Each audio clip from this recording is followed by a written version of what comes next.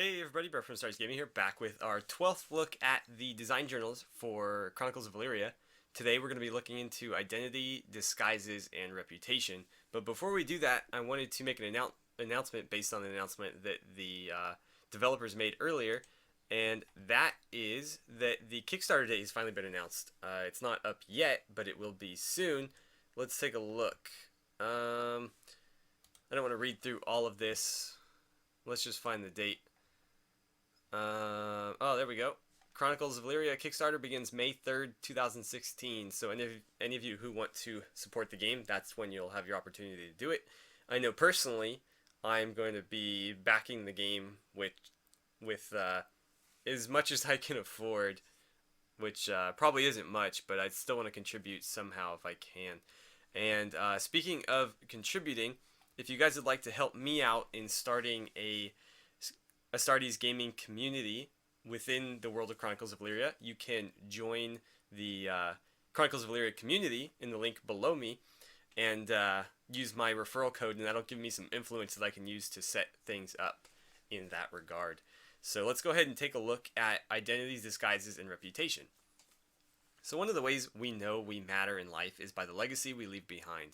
But what is our legacy? Oftentimes, the easiest way to answer that is by asking additional questions. Questions such as, who would recognize me if they saw me or heard my name? Are my deeds in this life recognized and will they be forgotten? And who will remember me when I'm gone?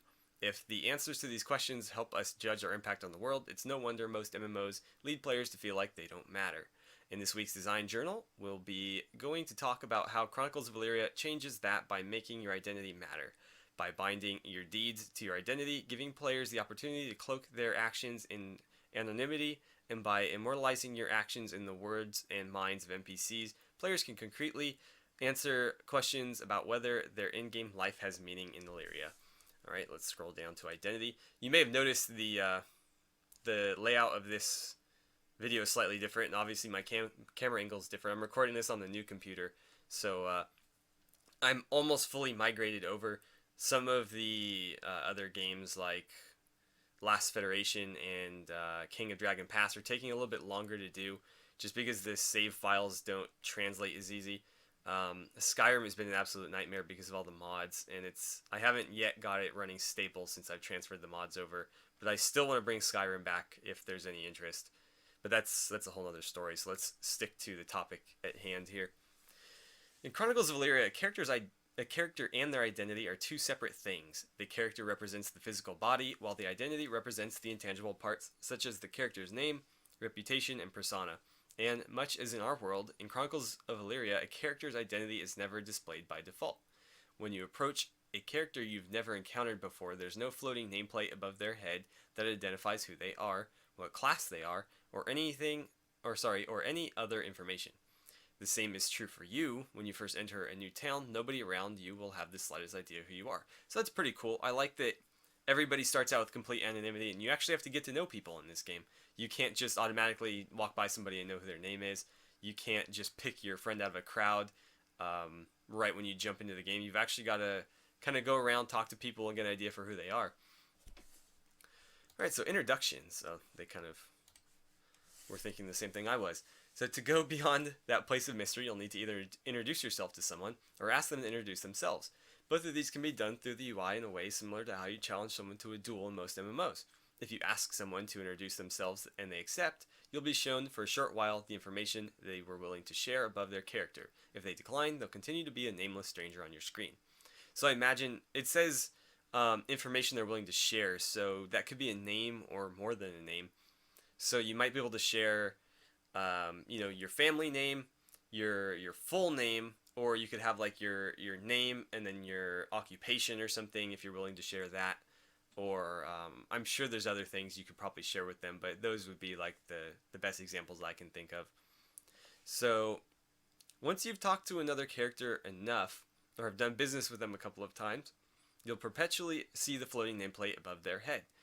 That is, it won't automatically go away after half an hour. You can, of course, globally disable this, but most people will find it useful to know who around them they immediately recognize. So once you finally do get to know your friend and their character, you'll be able to pick them out of the crowd, but you actually have to get to know these people first, and that makes this world a little bit more immersive, which I'm always for.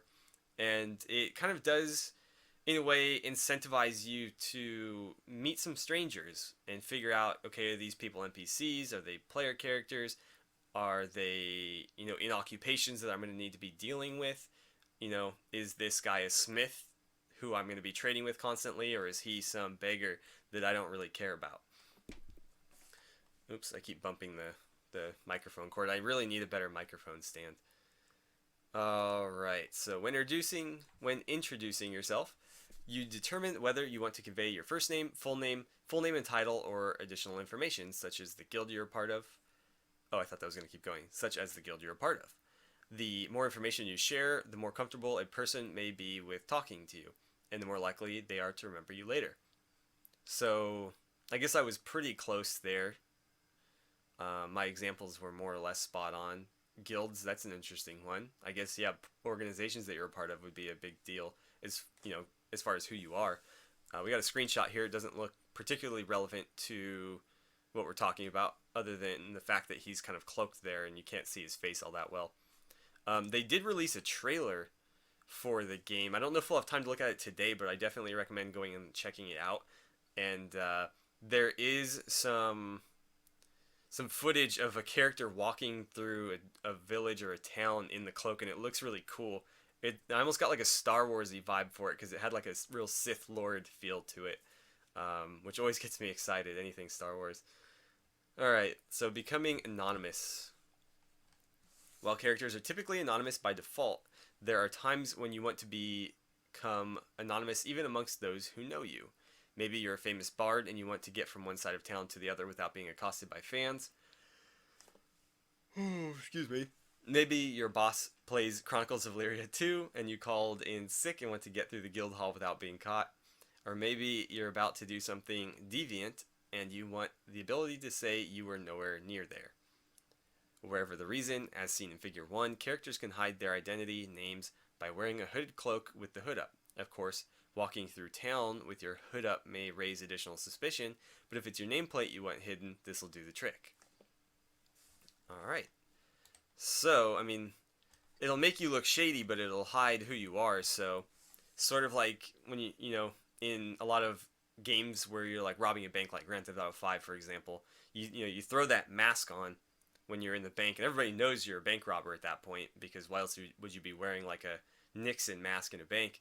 But that's not the point. The point is not to hide the fact that you're a bank robber, it's to hide the fact that you are, whoever you are when the cops come looking for you later. So, at that point, you know you're up to no good. It's just a matter of not letting people know who it was that committed the crime. Okay, so identity and contracts. Last thing I wanted to touch on real quick with identities is contracts. Oh, excuse me, I don't know why I'm so tired. Both explicit and implicit are agreements made between identities. That is, characters sign the contract with their name when they explicitly agree to it, and if someone breaks a law, it is the identity of the character that broke the law that people will be looking for. However, what if there was a way for you to don a fake identity, to cease to exist entirely, or maybe even take on the identity of someone else? Doing so would allow you to avoid having to fulfill your end of a contract, dodge sheriffs indefinitely, or maybe even frame someone else. So it would work. Let's read through this first, because I feel like they're going to explain it better than I'm about to attempt to. So if they don't do it to my satisfaction, I will chime in some more. As seen in last week's design journal on equipment and inventory, the in-game character sheet has a drop-down box which, much like how other games let you select your currently active title, lets you select your current active identity. This controls several things, such as which name you'll provide when you introduce yourself, which title, if any, you'll wish to introduce yourself as, and most importantly, which disguise you want to use. We'll talk more about that in a moment. Before you can select between multiple identities, you first have to create additional identities. Identities are created by forging the appropriate documents and, where necessary, having the appropriate disguise. This involves both the forgery skill as well as the disguise skill. Both are in the deviant skill tree and both are illegal. If you're caught with forged documents or your disguise is seen through, you could be on the hook for everything you did while under the guise of your alternate identity. And that's in addition to any jail time you face for creating false identities. Okay, so it's sort of like, when you log into like Gmail or something, and everybody's got like a million Google Plus accounts. You click the little circle up at the top, and it drops down with all your like different email addresses and stuff. I know I've got like several. I've got like two through school, one through my YouTube channel, one personal one, and just like I got so damn many of those things. But yeah, so you pick like which email address, which identity you want to be using, and so the I really like American Dad. If you've ever seen Family Guy, it's by the same guy, but I like American Dad better. There's an alien named Roger who's got all these different personas that he switches in between all the disguises. So it's sort of like that, where somebody might know you as like Roger Smith, the alien, and somebody else might know you as, I don't remember what some of his personas are, but you've got the disguise, you have a certain look to you when you're that persona, and you've got your normal look when you're this other persona, and you might have a third one where nobody knows what you look like. And so yeah, I mean, if you're looking to pull off crime, especially more subtle crime, more like, I guess you call it blue collar, or not blue collar, white collar crime, you could definitely do that in this game. There's ways to do it. So let's keep moving here before I ramble too much. So what are the good legal reasons to create a fake identity? Well, there really aren't any. At best, you may be using an alternate identity to commit corporate espionage and steal trade secrets from a reputable guild. At worst, you may be a famous assassin, bouncing between identities like tennis balls on a tennis court. In either case, having multiple identities generally means you're up to no good. I can think of like one. They used the example of a famous bard earlier. If you're a famous character and you need to like stay at an inn, for example, you probably don't want to be renting a room under your own name, because if anybody sees that and you are famous, the innkeeper might be like, "Hey, so and so is here," and everybody might freak out and want to talk to you. Chances are nobody's going to be that famous in this game. At least I can't imagine that happening. But that's something that celebrities do when they stay in hotels and stuff. Is they check in under a false name or under somebody else's name, so that you don't know, like, oh, I can't think of a celebrity right now. But so and so is staying in this hotel, and then all their fans come rushing to the hotel to try to find them. So yeah, disguises aren't always necessary, but when used, dramatically reduce the likelihood of someone detecting your false identity. To use a disguise, you must first create one. There are two different ways to create a disguise: from scratch and from a model. Whew.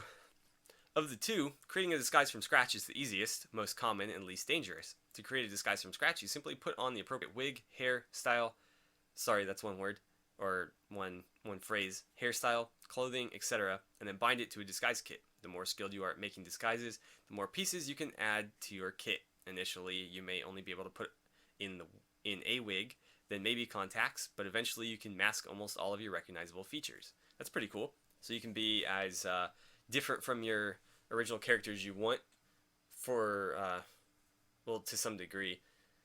I mean, I imagine you can't be like a male. Well, maybe. I mean, if you were sort of androgynous looking, you could be like a male in one character and then a female in another character. But you'd probably have to make a fairly androgynous looking character to pull that one off. Because if you have like a big burly dude and you're trying to pass yourself off as like a woman, it might just be funny more than convincing.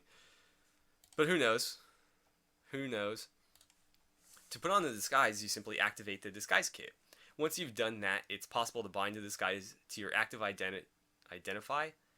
I think it's supposed to be identity from the character UI. From then on, anytime you switch identities, you'll automatically change into your disguise, assuming you have the disguise kit on you.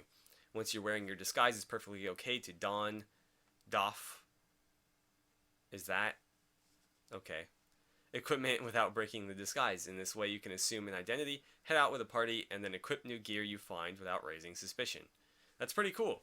So you can really stay in that character if you want to. Whether you're out in a raiding party or whatever you're doing, you can definitely stay in character. The other way to create a disguise is by using a model. This is a more complex task as it requires studying someone, stalking them a bit, and then ultimately stealing at least one wearable item from them.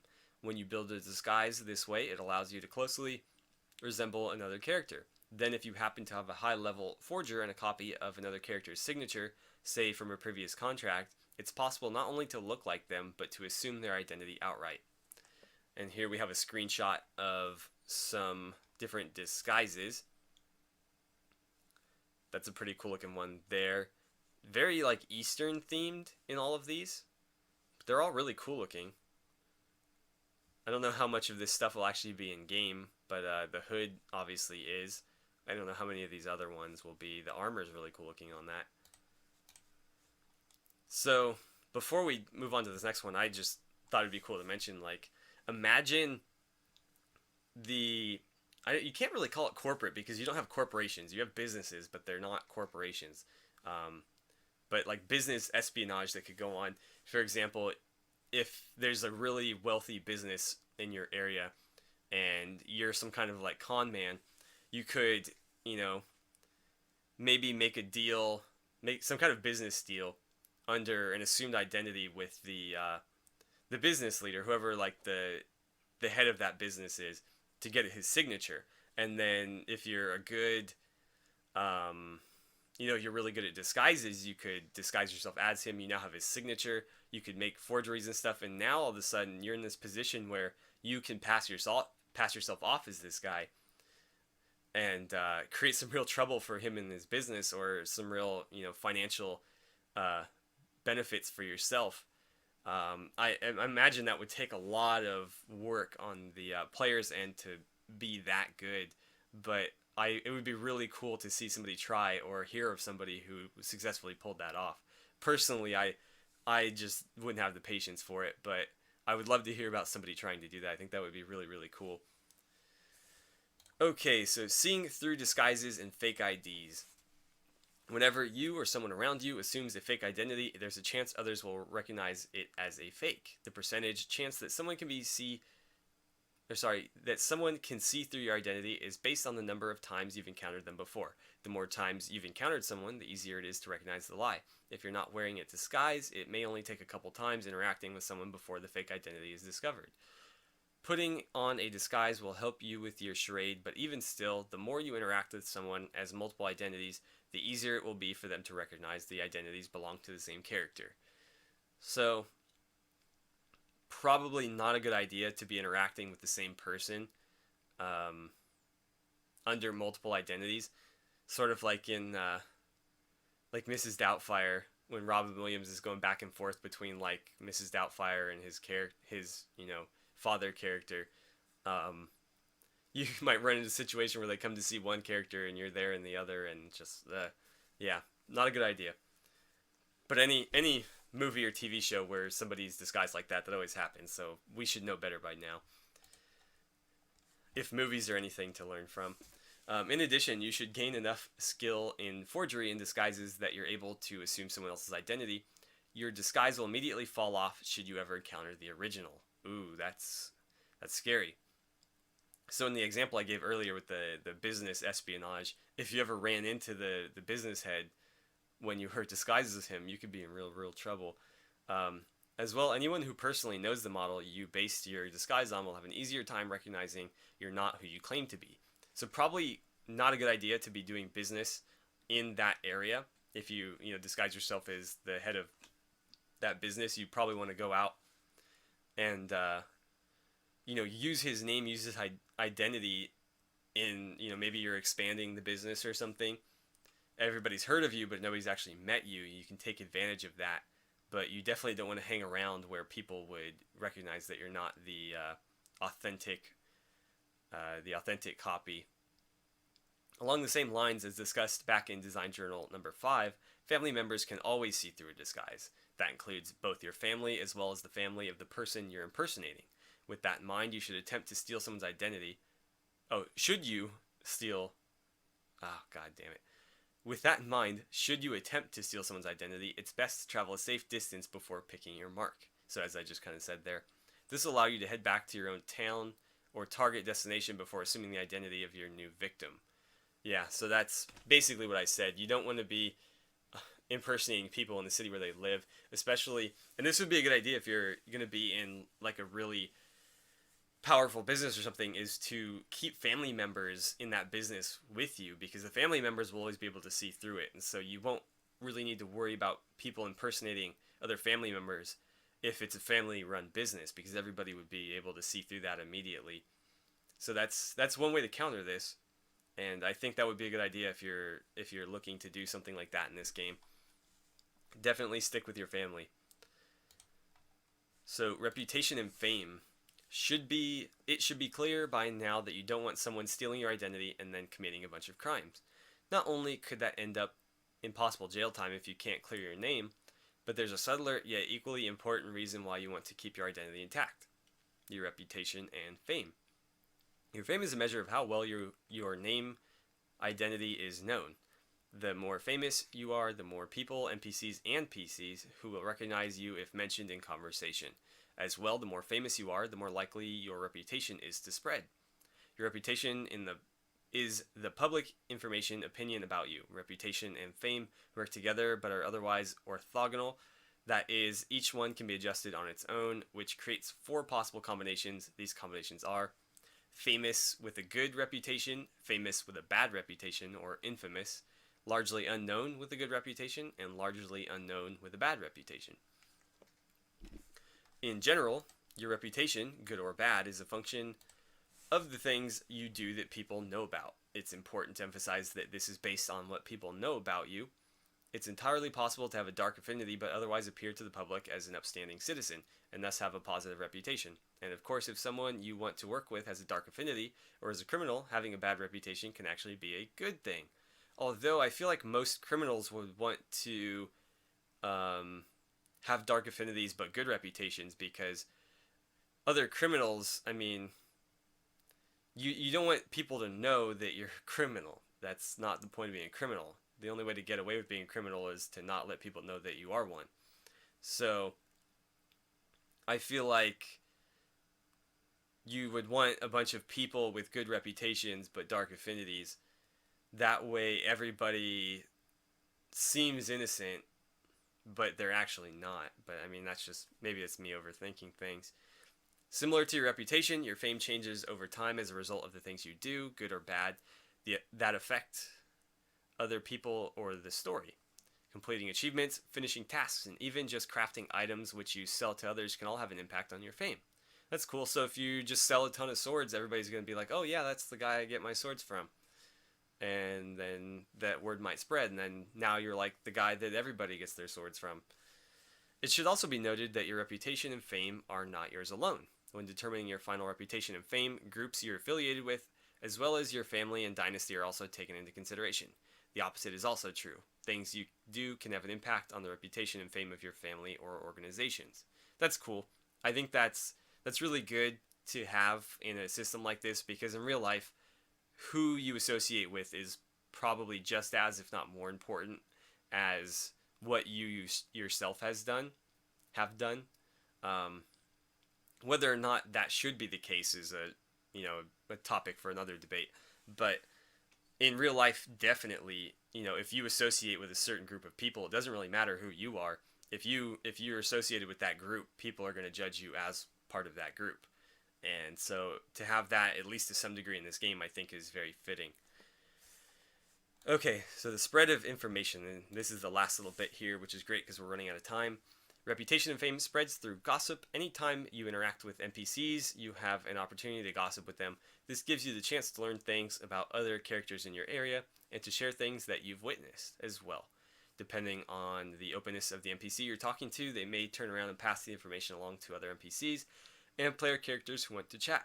So if you want to convey information, it might be good to find some NPCs who are very chatty and very open, and you can leak information to them that you want spread, and you can count on the NPCs to kind of spread it around. Probably more than you could count on a player character to do it. So, if you really want to start a rumor or badmouth somebody, you want to make relationships with those NPCs, find the ones who've got a big mouth, and maybe leak a secret to them or something. Like maybe, hey, you didn't hear it from me, but the king smells bad. And everybody's like, oh, the king smells bad. He shouldn't be king anymore. That's stupid, but yeah, something like that. So you can definitely use information as a weapon in this game, which is really, really cool. Probably one of the few games that let you do it, and in a setting where you wouldn't typically think that that would be the case. So this game is just so deep. I love everything about it, and I can't wait for it to come out. I think we're getting a closed beta sometime fairly soon. Don't quote me on that, but I think I saw that mentioned somewhere. Either way, we've got the Kickstarter coming up, so plenty of ways to get involved with Chronicles of Elyria if you guys are interested. So, what's the last little bit here? In this way, you could do something favorable or commit a crime in one town and have your reputation precede you in the next. It also means that if you can silence enough people, you can stop the news before it spreads. Okay. But yeah, information is a weapon. Information is a tool. You've got all kinds of different things at your disposal in this game to use information as you see fit. So that's going to do it for design journal number 12. I'm going to go ahead and break this off right now, and next time around we'll take a look at design journal number 13, which I'm not sure what it is because they didn't leave a little sign off on this one. Let's go look. Design journal 13, what is it? 13. There's 16 total. 17 is going to be combat whenever they get to it. It was supposed to come out already, but I think they got delayed by they're making a new website and they had to put the trailer out, so I think they got hung up a little bit. Ooh, technology and research, that'll be an interesting one. So looking forward to that. Player housing, architecture, and construction, that sounds pretty cool too. Everything you build in the game is going to be built by a player, or a player and NPCs, or maybe just NPCs, but it's going to actually be built. There's no like pre-existing structures that are already there. And then player created dungeons and the weight and measure of a lifetime. Okay. So next time, technology and research. As always, thank you guys so much for watching. Don't forget to like and subscribe if you enjoyed the episode. Please feel free to share my videos however you guys see fit, and I will see you guys back here for design journal number 13 of Chronicles of Elyria.